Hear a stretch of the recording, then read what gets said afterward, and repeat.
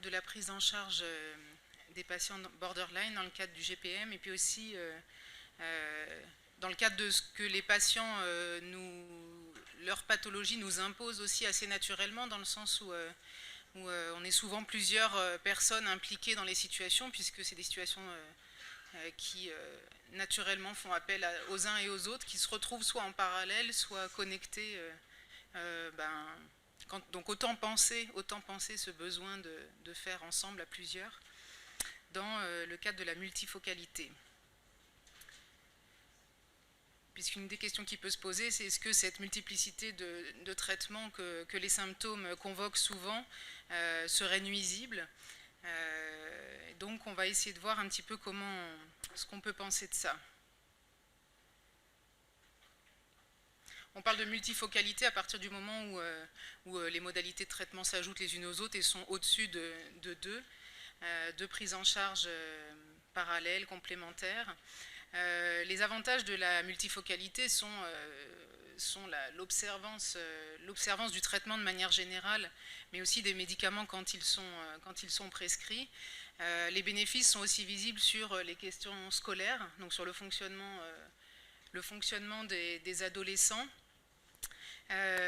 Moins d'appels suicidaires et de comportements d'automutilation. Si jamais certaines conditions sont remplies.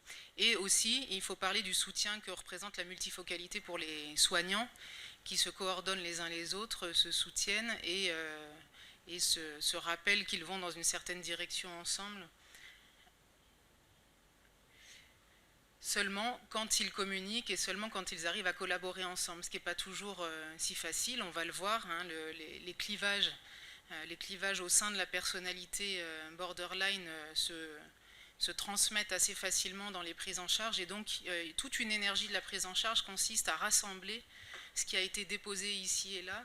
On le voit par exemple au cours des hospitalisations, quand les patients investissent différents soignants. Le cas de ce matin était très illustratif par rapport à ça, c'est-à-dire les soignants sont tous en conflit, en désaccord, et là on a bien conscience que c'est les différentes parties de la personnalité qui sont projetées là et qu'on va rassembler ensemble, et que si dans les têtes des soignants tous ces éléments sont à nouveau unifiés, alors on a une chance de pouvoir renvoyer aux patients un aspect unifié de la personnalité, d'où l'intérêt dans les hospitalisations ou dans les hôpitaux de jour ou dans les centres médico-psychologiques des synthèses. C'est vraiment une des fonctions principales des réunions de synthèse, de pouvoir rassembler ces éléments-là.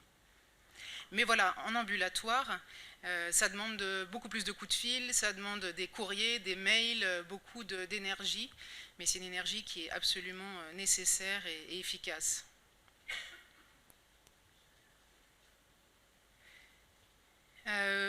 Pour fonctionner à plusieurs, on a besoin d'être dans des rôles qui sont assez clarifiés, avec le psychiatre référent, le psychiatre traitant qui va pouvoir être celui sur lequel repose la gestion des crises en priorité, notamment la question de la sécurité, de la protection, les appels téléphoniques, donc ça a été évoqué avant, je ne vais pas revenir dessus, cette question du travail, de la sécurité, de la présence, sans être dans la toute-puissance.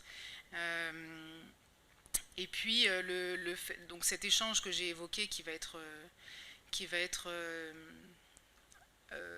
développée au long de la prise en charge des patients borderline, elle va se faire parfois, on le voit de manière assez inégale, mais à l'image de l'évolution des symptômes. C'est-à-dire que dans les moments de crise, effectivement, il va y avoir beaucoup d'appels, beaucoup d'échanges, et puis après, pendant plusieurs semaines ou plusieurs mois, finalement, voilà, les ressources des patients sont à nouveau mobilisées, ceux de la famille aussi, et donc ça peut être assez inégal, mais à l'image du fait qu'il y ait des ressources de tous les côtés. Et puis voilà, il y a des moments où il faut se parler beaucoup. Les échanges entre professionnels, ils portent sur différents aspects, avec une hiérarchie de ce qui est échangé. On n'a pas forcément besoin d'échanger sur le contenu d'informations très personnelles qui ne vont pas forcément amener à augmenter la compréhension générale, qui vont rester dans le colloque entre le soignant et son patient. Et puis il y a d'autres éléments qui au contraire vont être plus pertinents pour penser dans quelle direction on va faire avancer les choses, parce que là il y a peut-être quelque chose qui vient de se dénouer ou qui est en train, et donc là se coordonner sur cet aspect là permet d'avancer.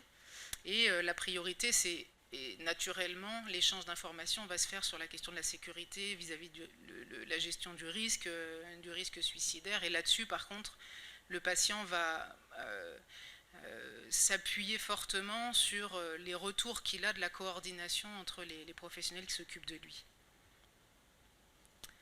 Les disqualifications apparaissent régulièrement, souvent. Disqualification d'un autre collègue, disqualification de soi en tant que thérapeute, bien sûr. Mais donc voilà, qu'est-ce qu'on fait par rapport à ça quand on est plusieurs collègues? Un extrême consisterait à se protéger les uns les autres et ne pas rentrer dans ce dialogue-là avec le patient, ce qui peut faire courir le risque que le patient se sente tout seul avec un vécu du coup qu'il ne peut pas partager parce qu'il sent qu'il y a une protection entre professionnels. Donc c'est aussi risquer de perdre l'alliance avec lui et puis ne pas se connecter à ce qui s'est vécu dans la relation. Et puis l'autre extrême, c'est être d'accord avec le dénigrement. Ah, c'est vrai que ce collègue, la dernière fois, je me suis peut-être un peu dit que ça. Et donc à ce moment-là, on ne rentre pas non plus dans la réalité de ce qui s'est passé de subjective de ce patient-là vis-à-vis du collègue. Donc entre les deux, il y a une position, comme souvent, voilà, avec les patients borderline, c'est ni tout noir ni tout blanc, mais on met un peu de gris.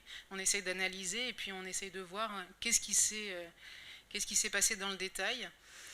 On peut en parler avec les uns et les autres, mais surtout, on va avoir envie d'encourager le patient d'en parler avec la personne concernée, pour ne pas le faire à sa place, pour lui laisser son autonomie, mais aussi, ce qui ne nous empêche pas d'aller nous-mêmes communiquer avec ses soignants autour de cette disqualification.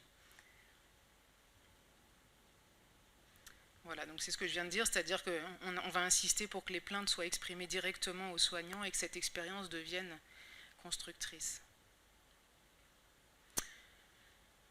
À propos de gérer différentes zones de la prise en charge, la question des groupes vient apporter là, par rapport à la prise en charge avec le psychiatre traitant et d'autres lieux de thérapie, les groupes sont vraiment un espace qui ajoute particulièrement au traitement, notamment sur certains aspects précis, par exemple l'acceptation. L'acceptation que les symptômes existent, qu'on n'est pas seul, que d'autres jeunes ont des problèmes qui sont comparables.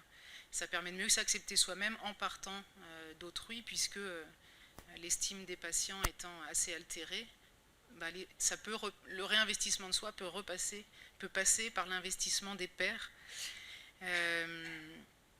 Trouver les outils, donc c'est aussi une façon efficace de trouver des différentes manières de faire face à un problème relationnel lié à l'hypersensibilité ou à d'autres aspects.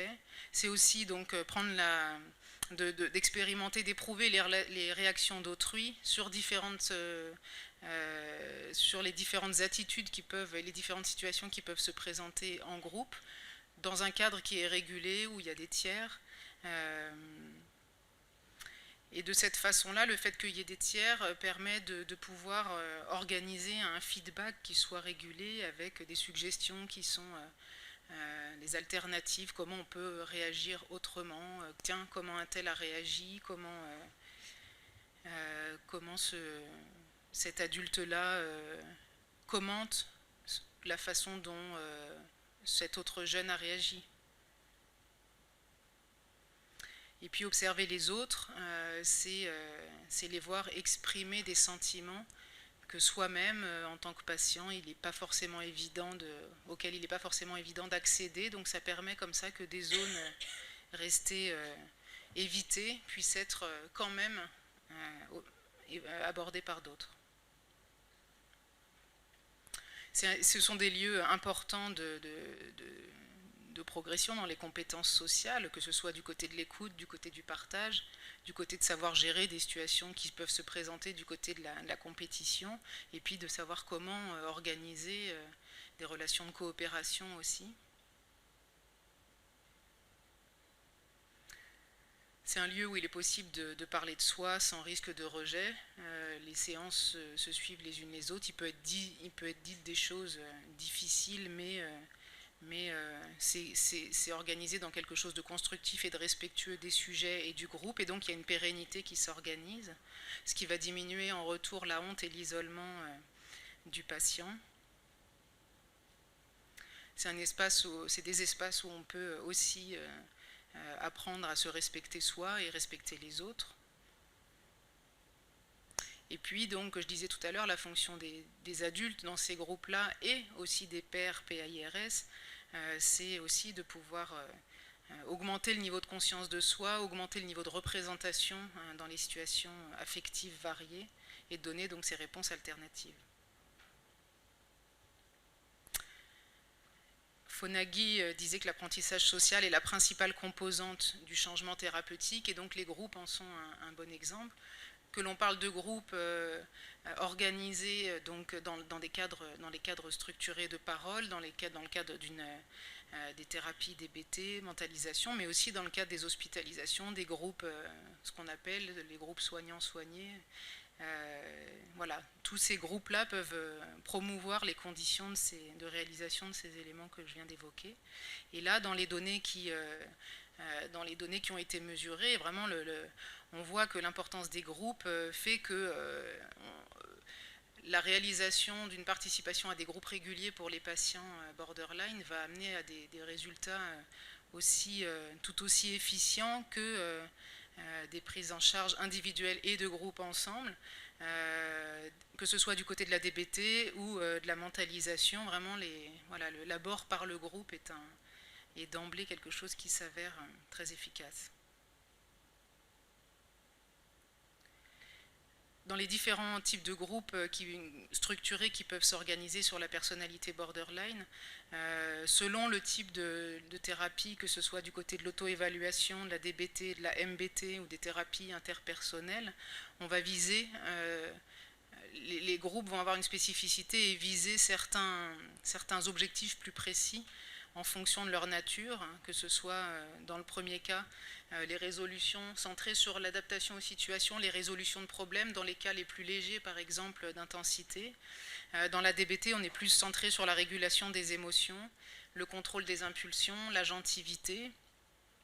Dans la mentalisation, la question de la conscience de soi et des autres est au premier plan, dans la capacité à se représenter à partir de ce qui affleure, la confiance aussi dans le lien et d'avoir un feedback par la personne en face sur ce qui émerge. Et puis dans l'interpersonnel, ce qui apparaît de soi, le dévoilement de soi, l'affirmation de soi, la gestion de la colère, comment dans la relation à l'autre, ces éléments peuvent se déployer. Après, voilà, pour les adolescents, les données sont encore à développer, parce qu'il y en a qui arrêtent les groupes, c'est parfois plus compliqué de leur demander d'être réguliers en ambulatoire sur des groupes que les adultes. Et puis, par rapport au risque de contagion comportementale, on peut être amené à réduire les effectifs, ou bien les âges, la frange d'âge, ou bien dans certains cas aussi... ça peut être intéressant que ces patients-là soient avec d'autres patients, par exemple en hospitalisation, que les patients borderline soient avec d'autres patients qui ont d'autres symptômes. Ça peut aussi diminuer le risque de contagion émotionnelle éventuellement. Donc voilà, il y a les groupes structurés de manière formelle et puis les options informelles. J'en ai dit un mot sur par exemple les hospitalisations, même si ça peut être très régulier et très cadré. Les groupes, c'est aussi à l'extérieur des soins, le contexte social du jeune.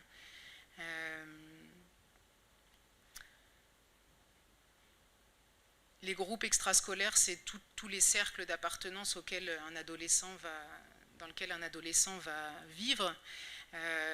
On sait que ces groupes-là, c'est important d'en parler aussi du côté de la thérapie parce qu'ils amènent énormément aux jeunes et de pouvoir en parler, de pouvoir parler de ce qui s'y passe dans la prise en charge va être important, que ce soit du côté de l'apprentissage social que ça représente, que ce soit des occasions d'amitié qui vont se forger à ces endroits-là, les intérêts communs que ça représente,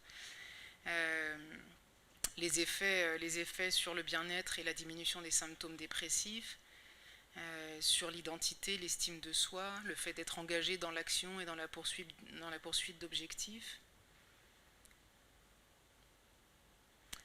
Et donc ces situations-là vont permettre de diminuer un petit peu de gagner du terrain, on va dire, sur ce qui est constructif par rapport aux actes autodestructeurs.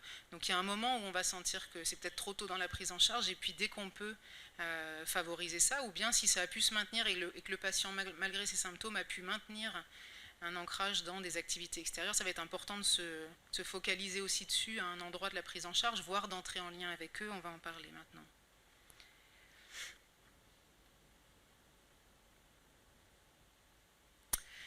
Pour ce qui est d'un autre type d'intervention, celui des familles, la prise en charge des familles, voilà, ça a déjà été évoqué avant dans la journée, mais elle est fondamentale. Le symptôme borderline est un symptôme d'un sujet. Ce qui va être important, c'est de voir comment il fait écho. Il fait écho dans la famille, à la fois en termes de soutien, en termes de compréhension et en termes surtout de stratégie orientée sur l'organisation de solutions pour pouvoir gérer ces symptômes. Un élément important et central va être de pouvoir gérer la question de la culpabilité. C'est le mot de mauvais parent qui revient. Effectivement, vous avez évoqué tout à l'heure aussi la question des maltraitances. Les situations sont très variées, mais dans tous les cas, dans tous les cas, en tout cas dans beaucoup de situations, les patients borderline vivent une culpabilité importante, et les parents aussi. Et d'ailleurs, les soignants aussi, on parle aussi de notre iatrogénie assez facilement, parce qu'on sent que dans cette relation qui est faite de beaucoup de dépendance, on sent vite qu'on a un pouvoir, les patients ont un pouvoir sur les soignants sur les patients, donc il y a quelque chose qui est lié à cette pathologie de la dépendance, qui fait que la culpabilité est assez inhérente. Donc ça va être un des premiers éléments dans la prise en charge des familles, de pouvoir assez rapidement aborder cette question de la culpabilité par le fait de pouvoir rassurer tout le monde que déjà chacun fait comme il peut à partir de là d'où il vient, et qu'on part de ce présupposé-là. Après, ça n'empêche pas de parler de ce qui existe par exemple au-delà des limites, et que s'il y a des abus, des négligences, il faut pouvoir quand même les identifier, il faut pouvoir s'appuyer sur des ressources pour les arrêter et travailler ces problématiques-là, et il faut pouvoir aussi travailler sur les autres aspects, c'est-à-dire les ressources de la famille. En tout cas, dans tous les cas, on va travailler avec tout le monde, avec la famille et le jeune, ce poids que tout le monde porte, soit le poids des symptômes, soit le poids de l'histoire familiale et des symptômes, mais en avançant avec les peurs que les symptômes ont soit créées, soit renforcées, et donc en avançant avec ce sentiment d'inquiétude, d'aliénation et d'isolement. Ça a été dit aussi beaucoup ce matin, le fait de pouvoir rappeler aux familles qu'il est important de garder des investissements positifs et de rester connecté à certaines zones de plaisir autant que possible. On travaille beaucoup ça aussi dans les hospitalisations, le fait à un moment tout le monde s'est centré sur le symptôme suicidaire, et donc il y a un moment où ça a été nécessaire, et puis assez rapidement on va essayer de voir comment on peut maintenir et favoriser le fait que les relations ne se réduisent pas à un moment à cette dimension-là, mais puissent rester connectés à d'autres aspects plus sécures et plus légers. Il y a vraiment besoin d'un soutien de la famille pour avancer dans la prise en charge borderline, et donc un des éléments importants aussi pour pouvoir apaiser la situation, ça va être de donner des informations. Donc ça a été largement évoqué aussi tout à l'heure, je ne vais pas revenir dessus, mais la psychoéducation, elle a un rôle dans la diminution de la colère, des critiques dans la famille, du stress, et puis elle améliore l'espoir puisque on a des données assez claires sur l'évolution de ce trouble. Donc c'est vraiment important pour les parents de savoir que là ils sont dans un moment très difficile, dans le creux de la vague, et que qu'il y a des perspectives, et donc c'est important que nous on leur rappelle, qu'on leur dise pour ceux qui ne savent pas encore. Il y a une hiérarchie qui a été pensée là dans le cadre de ces interventions familiales. Donc il y a le niveau de la psychoéducation, donc sur le trouble proposé aux membres de la famille, en incluant aussi tant que possible les frères et sœurs. Il y a une ressource qui est donnée là pour des informations à ce sujet.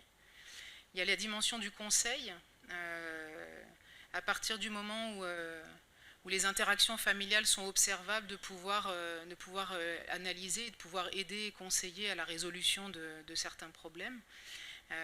Parfois, souvent dans les situations les plus sévères, en travaillant aussi la question du trauma, mais en tout cas en essayant d'être avec eux dans le fait d'élaborer des objectifs communs. Le soutien des familles, il peut aussi passer par des groupes de thérapie multifamiliale. Et puis, tout à l'heure a été largement évoqué aussi le dispositif de Family Connection.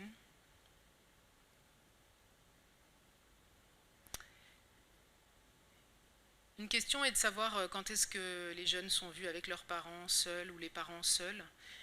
C'est une question qui n'est pas évidente. À la limite, c'est plus évident quand les conflits sont très importants parce que des fois, on n'a pas le choix. En fait, il faut séparer à un moment où c'est nécessaire, que ce soit dans une consultation, un entretien, une hospitalisation ou quoi, il y a un temps d'apaisement. Mais ce n'est pas forcément quelque chose de long. Ça peut être quelques minutes, quelques heures.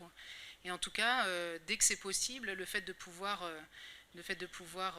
se rassembler et puis différencier les espaces et discuter avec le jeune de ce qui peut être dit avec lui seul, mais ce qui va être transmis aux parents. Donc ça aussi, ça a été évoqué tout à l'heure, notamment sur la question du risque, là encore.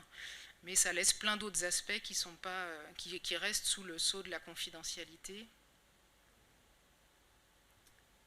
Le couple parental, quand il est très en difficulté, il va la plupart du temps apparaître comme un sujet dans la prise en charge familiale et peut être un des éléments abordés au cours des objectifs qu'on va se fixer dans le cadre du traitement des symptômes. Si jamais ce problème-là est tellement envahissant que le jeune, on n'arrive même plus à parler de lui, c'est seulement là qu'on va se poser la question de faire un travail de couple séparé. Mais en général, voilà, les conflits qui ont pu apparaître dans le cadre de ces symptômes borderline vont être traités avec le jeune et avec la famille.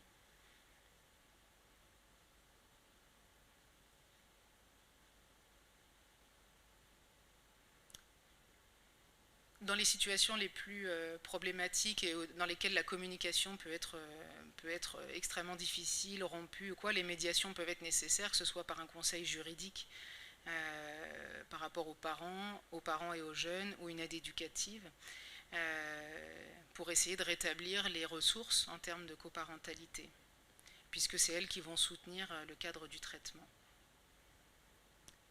Et puis donc la thérapie familiale, on en prescrit beaucoup pour les patients borderline, mais ce n'est pas toujours possible, d'une part parce qu'il faut qu'il n'y ait pas eu trop de rupture, de séparation, et puis aussi il faut que ça demande certaines conditions, c'est-à-dire le fait que ce soit possible d'aborder la question des conflits avec une certaine remise en question pour qu'on puisse avoir un matériel pour avancer, puisque les patients borderline ayant au départ beaucoup de mal à remettre en question des choses du fait de la fragilité. Les parents peuvent être un support très puissant de ce côté-là, mais c'est vrai que ça leur demande aussi des ressources qui ne sont pas toujours présentes, et donc on va faire en fonction des ressources qui sont là et disponibles. En tout cas, la fratrie va rester en tête. Et c'est important que nous, on l'ait en tête systématiquement, parce qu'elle peut être des fois mise de côté par l'ampleur des symptômes qui fait un masque. Mais de savoir voilà, que les frères et sœurs, non seulement ont vécu toutes les situations familiales compliquées, mais n'ont pas forcément eu la place de l'exprimer, puisqu'il y avait déjà beaucoup de bruit, on va dire, avec les symptômes.